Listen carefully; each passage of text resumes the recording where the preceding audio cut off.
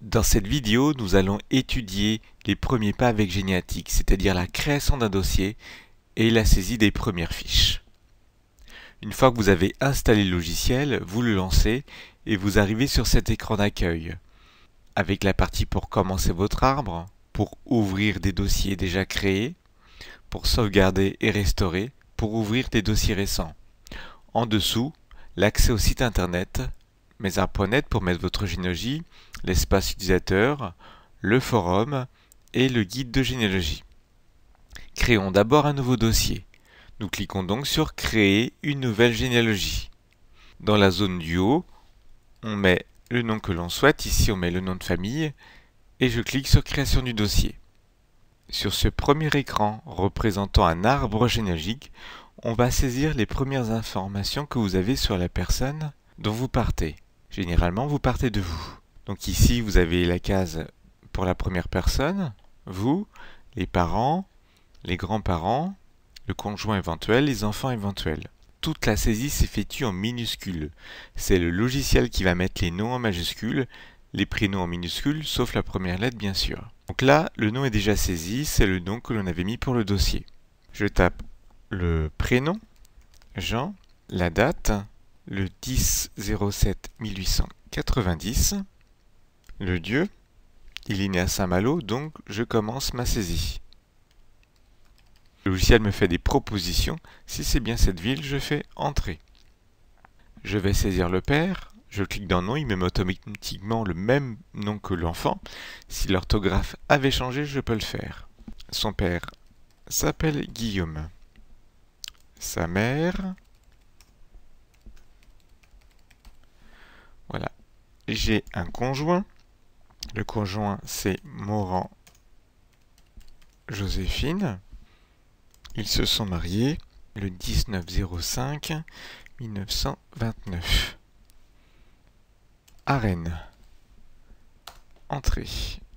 Les enfants, Dessieux Claude, de sexe masculin. Il est né le 10/05/1930. À Rennes. Le deuxième enfant, Dessieux Paul, de sexe masculin, et il est né le 28/1932, là à Saint-Lô. Là, je vais cliquer sur Valider. Pour l'instant, je n'ai que ces informations. Je valide. J'arrive alors sur l'écran du logiciel. Vous avez toujours l'arbre généalogique à l'écran et ici en bas la fiche de saisie. Vous voyez donc toujours la famille de la personne sur laquelle vous travaillez. Il suffit de cliquer sur une case pour mettre à jour l'écran de saisie pour compléter les informations. On clique 2 fois dans une case et c'est la personne qui devient le personnage central. Je vais recliquer 2 fois sur Jean Dessieux. Je vais saisir sa date de décès. Il est décédé le 19/09/1935 à Rennes. Automatiquement, vous avez toujours cette fenêtre des lieux qui va vous permettre de choisir dans les tables de référence la bonne commune. Si vous avez des ancêtres à l'étranger, vous pouvez cliquer sur Choix des pays et cocher le ou les pays qui vous intéressent. L'Italie par exemple ou la Belgique. Le logiciel vous fera des propositions avec ces villes. Là je décoche. Alors il s'agit de Rennes 35 000. Voilà. Ici donc j'ai choisi de mettre la commune. Je mets le lieu-dit ou la rue. Un complément d'information plus précis sur le lieu. Guillaume, lui, je vais continuer la saisie, est né le 15/10/1860. Saint-Dié des Vosges. C'est ça, j'appuie sur Entrée. Je sais qu'il est mort après 1941, grâce à un document. Je vais donc ici saisir après, le signe supérieur, 1941. Voilà, le logiciel estime donc qu'il est mort à plus de 80 ans. Il s'est marié aussi 1890, mais après 1880. Donc je vais mettre 1880 1889. Il est fils de Jacques et de Cardinal Marie. Je crée la fiche. Eh bien, je sais qu'elle est morte avant 1890. Je vais donc ici mettre avant 1890. Vous allez donc pouvoir à chaque fois mettre des dates exactes, des dates fourchettes, avant ou après. Par contre, vous savez qu'elle est née vers 1830. Donc là, je vais mettre CA pour environ en généalogie, du latin circa, 1830.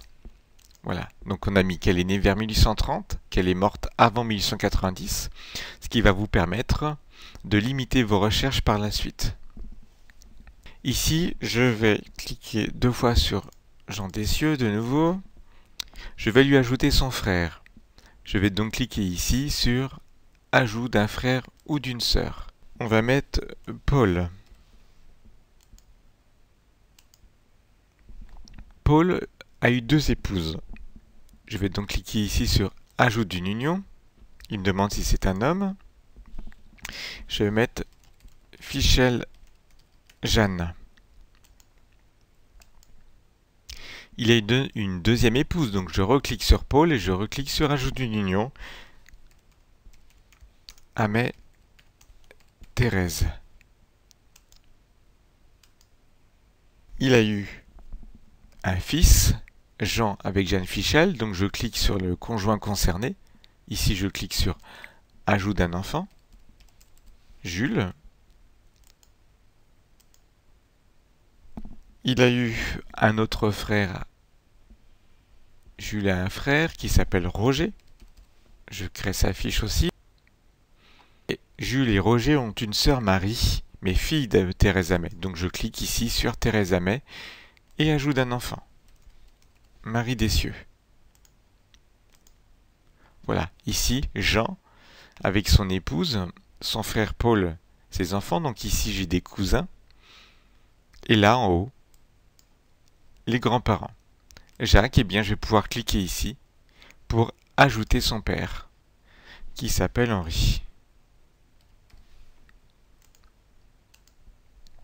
Je vais pouvoir ainsi, petit à petit, continuer ma saisie. Notez que les données s'enregistrent automatiquement au fur et à mesure de votre saisie.